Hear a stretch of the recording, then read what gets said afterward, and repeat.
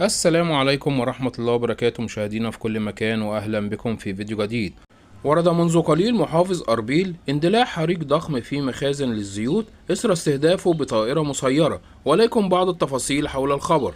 أعلن محافظ أربيل أوميد خوشناوي اليوم الأربعاء عن اندلاع حريق ضخم في مخزن للزيوت إثر استهدافه بطيارة مسيرة. وقال خوشناوي في بيان تلقته وكالة الأنباء العراقية واع إن سلسلة من الغارات الطائرات المسيرة استهدفت مستودعا ومخزن للتخزين دهون السيارات، مما تسبب في اندلاع حريق هائل.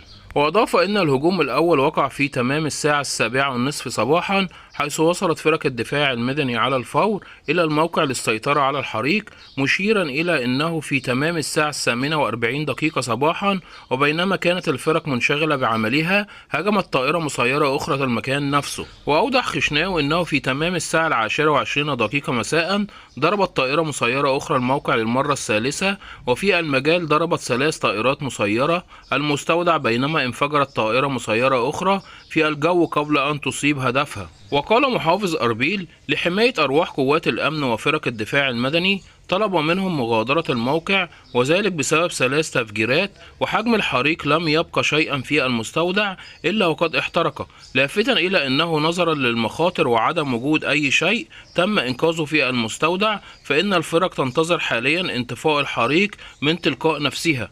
وأشار خشناو إلى أنه على الرغم من تحذير قوات الأمن التابعة للدفاع المدني، فقد دعا المواطنين المتجمعين في مكان الحادث إلى الابتعاد عن هذا المكان حفاظا على سلامتهم وحمايتهم. وبكده كنا نقلت لحضراتكم بعض التفاصيل المتاحة حتى الآن حول حريق مخزن للزيوت في أربيل إثر استهدافه بطائرات مسيرة. وبكده نكون وصلنا بحضراتكم لنهاية الفيديو، وإلى اللقاء إن شاء الله في فيديو جديد، وأقول لكم السلام عليكم ورحمة الله وبركاته.